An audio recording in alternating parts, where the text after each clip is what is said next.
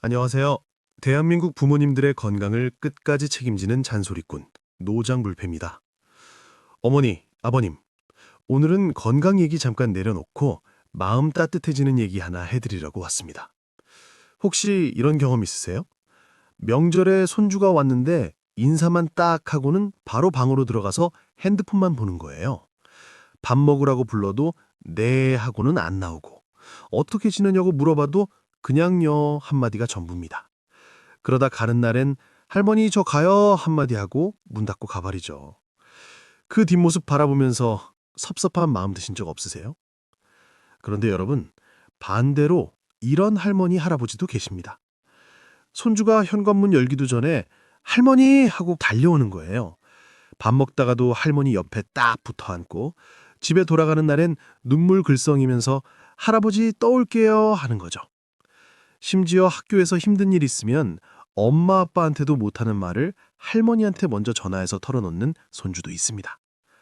똑같은 할머니 할아버지인데 왜 이렇게 차이가 날까요? 오늘 제가 그 비밀을 낱낱이 파헤쳐 드릴게요.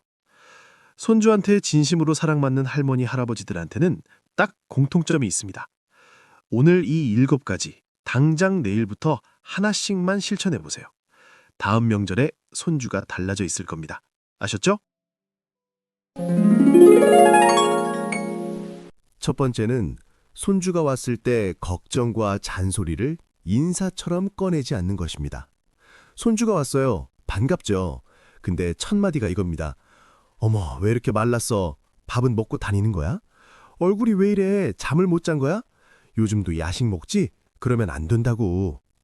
바람 많이 부니까 목도리 꼭 하고 다녀. 길 건널 땐 핸드폰 보지 말고, 알았지? 손주 얼굴 보자마자 걱정과 잔소리가 인사를 대신하는 거예요. 어르신 입장에서는 그게 사랑 표현입니다. 손주가 걱정돼서 하는 말이에요. 근데 손주 입장에서는 할머니 집에 오면 처음부터 끝까지 잔소리라는 공식이 머릿속에 만들어지는 겁니다. 한 번, 두 번, 세 번 반복되면 나중엔 솔직히 가기 싫어지는 거예요. 첫 마디를 바꿔보세요. 어머, 우리 손주 왔어? 할머니 너무 보고 싶었어. 딱 이것만 해도 손주 표정이 달라집니다. 걱정은 밥 먹으면서 슬쩍 한마디만 하시면 돼요. 처음 만나는 그 순간만큼은 그냥 반가운 마음만 보여주세요. 손주는 그 첫 순간을 기억합니다. 두 번째는 손주가 말할 때 조언이나 걱정부터 꺼내지 않는 것입니다. 손주가 할머니한테 뭔가 신나는 얘기를 합니다. 할머니, 나 이번에 학교 연극에서 주인공 됐어. 이럴 때 많은 어르신들이 어떻게 반응하세요? 어머, 잘 됐다. 근데 연극한다고 공부 빠지는 거 아니야? 주인공이면 대사 외워야 할 텐데 힘들겠다. 걱정이 먼저 나오는 겁니다. 어르신 입장에서는 손주가 걱정돼서 하는 말이에요. 근데 손주 입장에서는 기쁜 소식을 꺼냈더니 찬물을 끼얹는 거예요. 그 순간 손주 마음속에 딱 각인됩니다. 할머니한테 좋은 얘기 해봤자 걱정 소리만 듣는다고요. 그러면 다음번엔 기쁜 일이 생겨도 말을 안 하게 됩니다. 딱 3글자만 먼저 하세요. 어머, 진짜? 그리고 손주 눈을 보면서 우리 손주 대단하다. 이 한마디면 됩니다. 걱정은 그 다음에 해도 늦지 않아요. 기쁨을 먼저 같이 나눠주세요. 그 할머니, 할아버지 곁으로 손주는 계속 달려옵니다.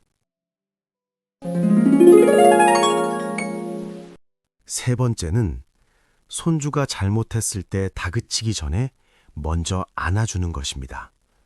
손주가 뭔가 실수를 했어요. 컵을 깨트렸거나 성적이 떨어졌거나 사고를 쳤거나 이럴 때 많은 어른들이 어떻게 하세요? 아니 어떻게 이럴 수가 있어? 네가 조심을 했어야지. 이러면 어떡하냐? 이렇게 먼저 나가죠. 그런데 사실 손주는 그 순간 이미 자기가 잘못했다는 걸 알고 있습니다. 혼나기 전부터 이미 풀이 죽어 있어요. 거기서 혼까지 나면 손주 머릿속에 남는 건 반성이 아닙니다. 할머니, 할아버지한테 말하면 혼난다는 기억만 남는 거예요. 용기 내서 한번 바꿔보세요. 실수한 손주를 먼저 안아주는 겁니다. 아무 말 없이 그냥 꼭 안아주세요. 그리고 나서 많이 놀랐지? 괜찮아. 한마디만 해보세요. 그 포옹 하나가 어떤 잔소리 100마디보다 손주 마음에 깊이 박힙니다. 잘못을 감싸주라는 게 아닙니다. 사람을 먼저 안아주라는 겁니다. 네 번째는 손주 앞에서 엄마 아빠 흉을 절대 보지 않는 것입니다. 어머니 아버님, 이건 정말 중요한 얘기라서 제가 목소리 좀 높일게요. 손주가 놀러 왔을 때 너희 아빠가 어릴 때는 공부도 못했는데 네가 낫다. 너희 엄마가 요즘 살림을 어떻게 하는지 원? 이런 말 혹시 하신 적 있으세요? 어른 입장에서는 그냥 하는 소리일 수 있어요. 근데 손주 입장에서는 내 엄마 아빠가 욕먹는 거예요. 아이들은 부모를 사랑합니다. 부모 흉을 보는 사람을 아이들은 절대 가까이 하지 않습니다. 본능적으로 멀리해요. 게다가 손주가 집에 돌아가서 할머니가 이런 말 했어요 하면 어떻게 됩니까? 가족 사이에 금이 가는 겁니다. 손주 앞에서 엄마 아빠 얘기는 칭찬만 하세요. 너희 아빠가 얼마나 열심히 사는지 몰라. 너희 엄마가 너 하나 보고 얼마나 애쓰는지 알아? 이 말 한마디가 손주 마음속에 할머니 할아버지를 세상에서 가장 좋은 어른으로 각인시킵니다. 다섯 번째는 손주한테 용돈 줄 때 반드시 이유를 붙여주는 것입니다. 많은 어르신들이 손주 오면 용돈을 주십니다.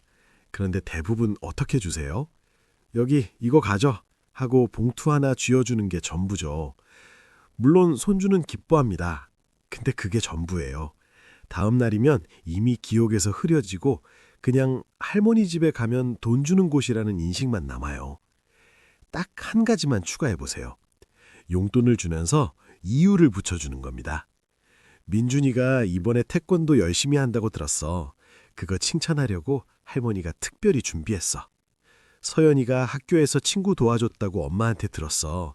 할아버지가 그게 너무 자랑스러워서. 이렇게요.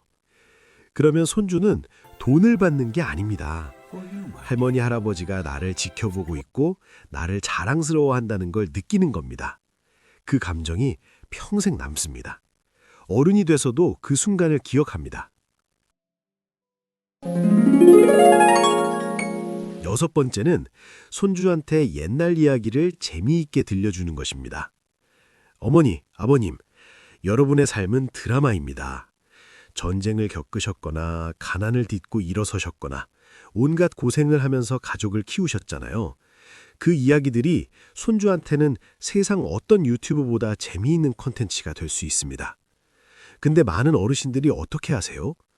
옛날엔 다 그렇게 살았어 하고 끝내버리거나 내가 얼마나 고생했는데 너희는 편한 줄 알아야지 하고 훈계로 마무리 지어버리죠. 그러면 손주는 또 잔소리 시작이다 하고 귀를 닫아버립니다. 방식을 바꿔보세요. 마치 영화 얘기하듯이 들려주세요. 할아버지가 네 나이 때 딱 한 번 엄청난 사고를 쳤거든. 들을래? 이렇게 시작하면 손주 눈이 커집니다. 할머니가 네 아빠를 처음 낳았던 날 얼마나 무서웠는지 알아? 이렇게 말문을 열면 손주가 먼저 더 얘기해달라고 합니다. 여러분의 이야기는 손주한테 세상에서 하나뿐인 가보입니다. 일곱 번째는 손주가 좋아하는 것에 진심으로 관심을 보여주는 거예요. 요즘 아이들이 좋아하는 게 뭔지 아세요? 게임, 아이돌, 유튜브, 웹툰, 어른들 입장에서는 도무지 이해가 안 가는 것들이죠. 그런 거 왜 봐? 그게 뭐가 재미있어? 이런 말이 먼저 나오시죠? 잠깐만 생각해 보세요. 내가 좋아하는 걸 누군가가 그게 뭐가 좋아? 하고 무시하면 기분이 어때요? 그 사람한테 다시는 내 얘기 안 하게 됩니다. 손주도 똑같아요. 손주가 좋아하는 걸 딱 한 번만 진짜로 물어봐 주세요. 할머니는 잘 모르는데 네가 좋아하는 그 게임 한번 가르쳐 줄 수 있어? 할아버지가 그 노래 한번 들어봐도 될까? 이렇게요. 손주는 그 순간 세상이 뒤집어지는 경험을 합니다. 할머니, 할아버지가 내 세계에 관심을 가져준다는 것 자체가 손주한테는 엄청난 사건이에요. 그날부터 손주는 할머니, 할아버지를 같은 편이라고 느낍니다. 이해 못해도 됩니다. 관심만 보여주면 됩니다.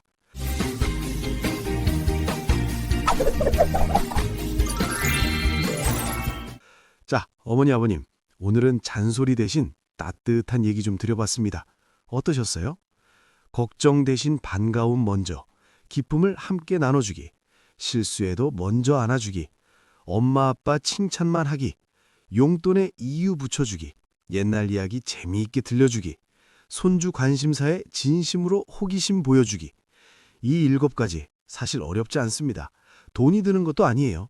그냥 마음을 조금 다르게 쓰는 겁니다. 여러분, 솔직히 말씀드릴게요. 손주가 할머니, 할아버지를 멀리하는 건 손주가 나쁜 게 아닙니다. 아이들은 자기를 진짜로 좋아해주는 사람 곁으로 자연스럽게 모입니다. 그 사람이 바로 여러분이 될 수 있어요.